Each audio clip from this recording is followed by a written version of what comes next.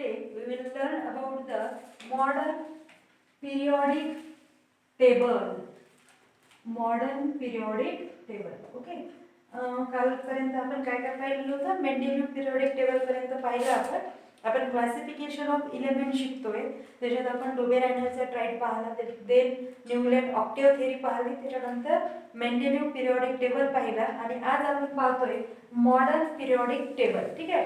तर बाकीचे जे काही क्लासिफिकेशन ऑफ एलिमेंटचे जे काही मेथड्स होत्या, ह्या मेथड्स रिजेक्ट झाल्यामुळे पुन्हा एकदा नवीन पिरियडिक टेबल बनवण्याची नीड ना, क्लासिफिकेशन ऑफ एलिमेंटची नीड पुन्हा एकदा परत भासू लागली आणि त्याच्यानुसारच मग मॉडर्न पिरियडिक टेबलची डेव्हलपमेंट झाली किंवा डिस्कवरी झाली. ठीक आहे.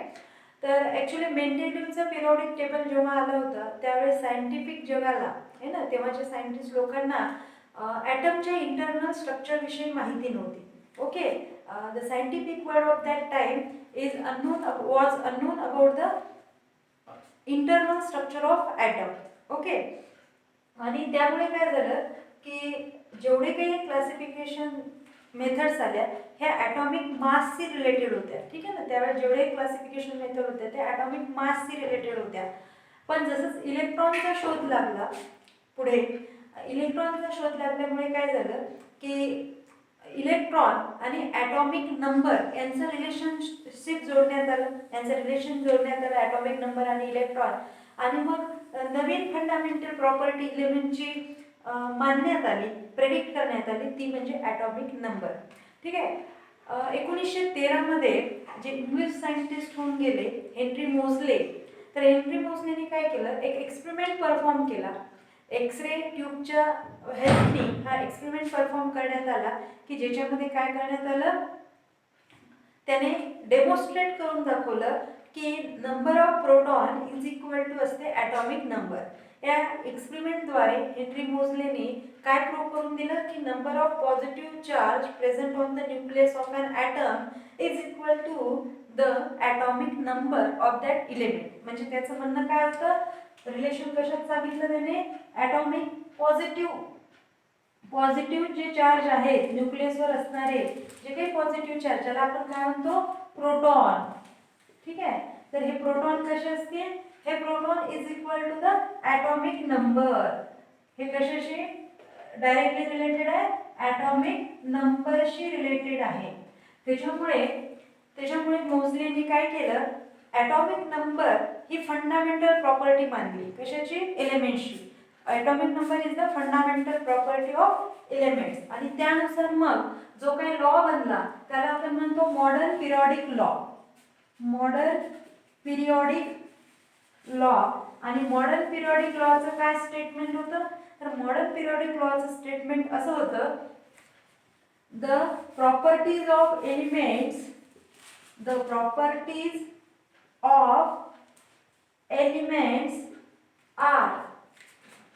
are periodic functions of atomic number.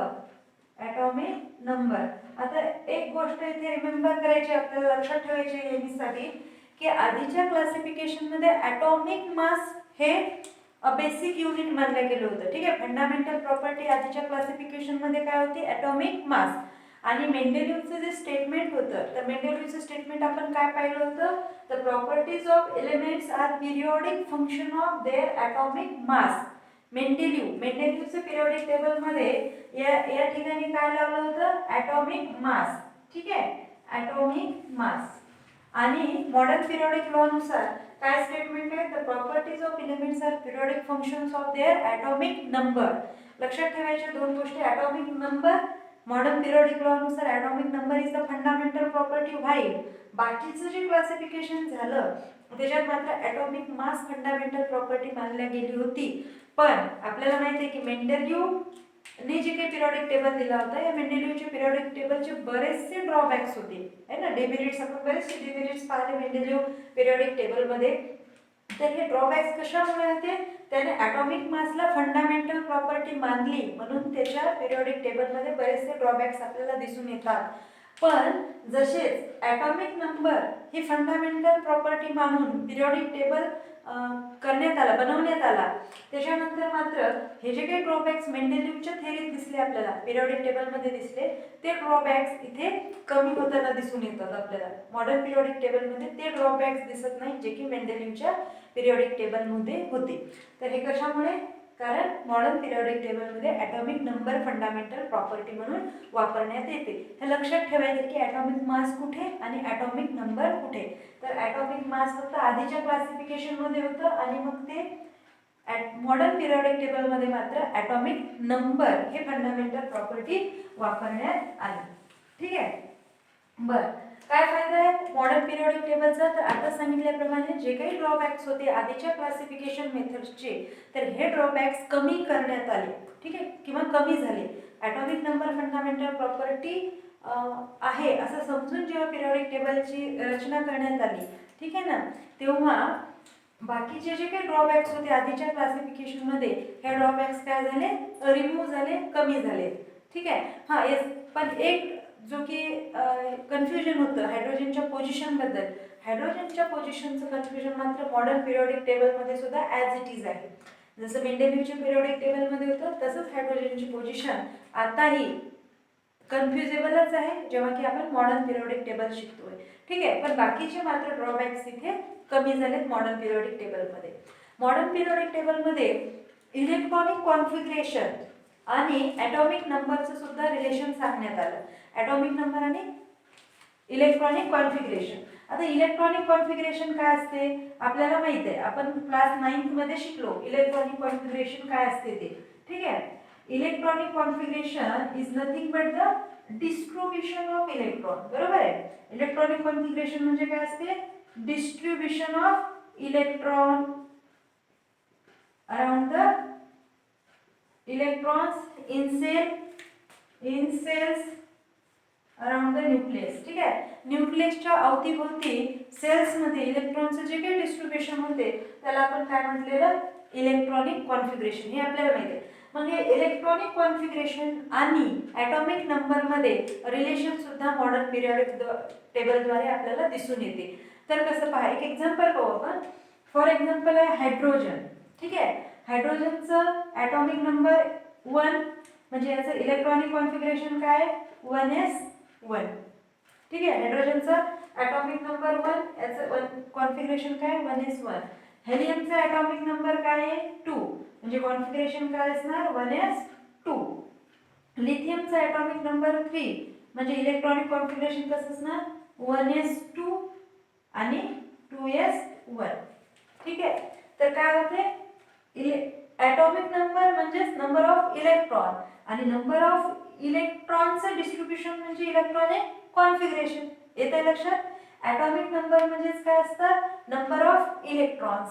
Atomic number is nothing but the number of electrons, total number of electrons present in an atom. त्या ॲटममध्ये किती नंबर ऑफ इलेक्ट्रॉन्स आहे म्हणजेच काय असेल? Atomic number. ठीक आहे. मग total number of electrons is equal to atomic number आणि या टोटल नंबर ऑफ इलेक्ट्रॉनचं जे डिस्ट्रीब्युशन असते ते म्हणजे काय असते? Electronic configuration. इलेक्ट्रॉनिक कॉन्फिगरेशन म्हणजे इलेक्ट्रॉनिक कॉन्फिगरेशन आणि ॲटॉमिक नंबर यांचं जे रिलेशन आहे हे रिलेशन सुद्धा या मॉडर्न पिरियॉडिक टेबलद्वारे सांगण्यात येते. ठीक आहे. तर structure of modern periodic table. Modern periodic टेबलचं स्ट्रक्चर कसं होतं? एक्झॅक्ट स्ट्रक्चर आपल्याला पाहायचं आहे की मॉडर्न पिरियॉडिक टेबलचं स्ट्रक्चर आणि त्याच्यात एलिमेंट्स कसे प्लेस करण्यात आले. ठीक आहे.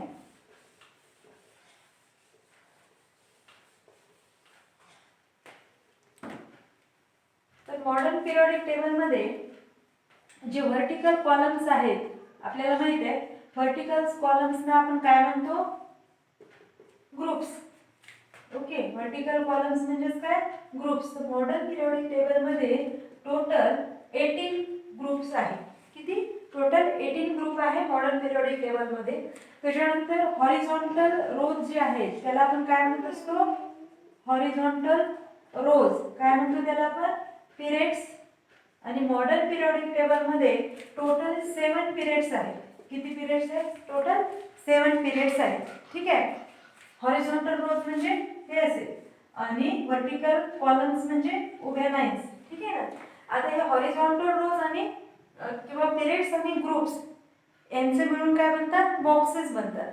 आणि टोटल मॉडर्न पिरियडिक टेबलमध्ये किती बॉक्स आहेत, तर 118 बॉक्स आहेत.